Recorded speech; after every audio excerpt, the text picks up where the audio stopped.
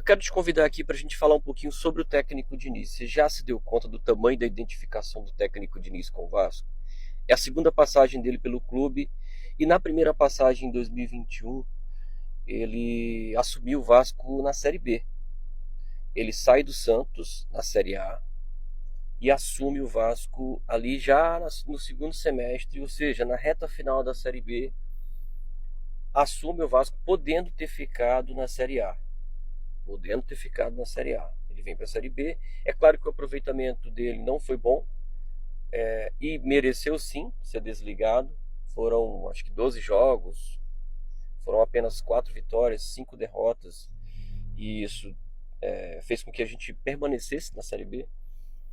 E aí não era a gestão do Pedrinho, né? Porque muitos vão dizer assim, mas não era o Pedrinho, era o Salgado. E na segunda passagem, já com uma identificação grande com o Pedrinho, né, uma ligação ali, uma admiração entre os dois, desejo mútuo, né? O Pedrinho assume o Vasco, o Diniz assume o Vasco, numa situação em que o Diniz sai do Cruzeiro precisando dar a volta por cima, e aí volta ao Vasco. Ele podia também ter ido para outro clube, né? Mas volta o Vasco, e quando assume o Vasco fala que estava em dívida com o clube e com a torcida. E fala que a identificação dele com o clube é diferente, que a conexão é diferenciada. Eu não vou discutir os resultados, né? Por exemplo, em 2025 o Diniz, sim, poderia ter sido demitido por conta do seu desempenho, né? Foram 5 derrotas consecutivas, né? Isso, de certa forma, fez com que a torcida, parte da torcida, cobrasse a demissão do Diniz. Mas olha o tamanho da importância de um técnico identificado com o clube que quer fazer a diferença. O Diniz fez com que um desacreditado elenco pudesse, em 2025, sonhar com Libertadores.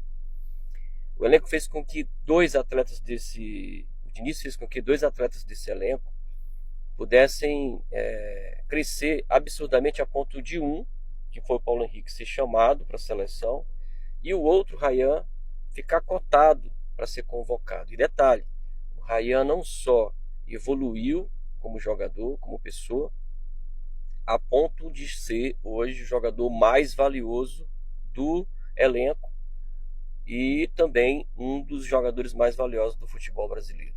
E pode selar em 2026 a maior negociação da história do Vasco. E detalhe, tá? Eu acho que o Ryan não sai em uma das janelas por conta do Diniz. O Diniz insiste, fala que não é o momento do Ryan sair, está novamente insistindo nessa tese de que o Ryan realmente, e é verdade, né? Vamos combinar que o Ryan pode sim sair por bem mais e por um clube mais grandioso na segunda janela, que é ali no final do primeiro semestre, né? Além disso, o Diniz foi capaz de fazer alguns jogadores chegarem no Vasco, né? O Diniz participa da segunda janela junto com o Admar Lopes e faz com que, por exemplo, a ligação dele com o Arias faça a diferença na contratação de alguns atletas. Carlos Cuesta, Andrés Gomes, agora o Rojas, né, para 2026, são jogadores que vêm através também do contato, da participação na negociação do técnico Diniz. Alan Saldívar falou isso em entrevista coletiva, né? Que foi um ano de ligações do Diniz e contatos para que ele pudesse trabalhar com o Diniz. Sem falar que tem muitos jogadores jovens que também querem trabalhar com o técnico Diniz. Para o momento do Vasco, isso é importantíssimo.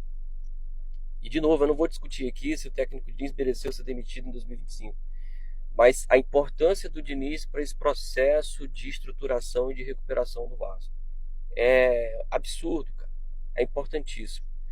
Porque é um técnico que está fazendo questão de participar dessa reconstrução. E com um presidente que faz questão de dar essa confiança e essa abertura para que o Diniz participe. Então, para esse momento do Vasco, cara, o Diniz é imprescindível. E eu quero saber se você concorda comigo. Se você assistiu até aqui, coloca aí a palavra final, escreve aí final, curte o nosso conteúdo. E acho que o Diniz tem coisas a acrescentar nessa temporada, não só na janela de transferência, mas também no que esse time pode apresentar em 2026, pode conquistar em relação à temporada. É claro que o Diniz também precisa evoluir como técnico, né? Essa questão de o Vasco levar gols em todos os jogos, isso é muito ruim. Isso leva o Vasco a derrotas é, evitáveis, né? Leva o Vasco a não conquistar pontos que seriam pontos seguros, né? Garantidos ali. Derrotas ano passado que foram traumatizantes, né? Traumáticas para os torcedores, como por exemplo perder para o Juventude em casa, cara, no momento em que o Vasco precisava se recuperar e disputar até uma para a Libertadores, fez com que o Vasco fosse para a Sul-Americana e chegasse na última rodada ainda, ou na penúltima, com risco de rebaixamento. E aí o time de Diniz precisa de evolução tática, precisa de modelo de jogo novo, né? Precisa variar, né, as suas questões táticas para evitar de ficar previsível, né? Então esse é um ponto que o Diniz também tem que melhorar como um técnico. Mas eu vou ficando por aqui para o vídeo não ficar muito longo. Eu quero saber se você concorda comigo. Deixa aí sua opinião.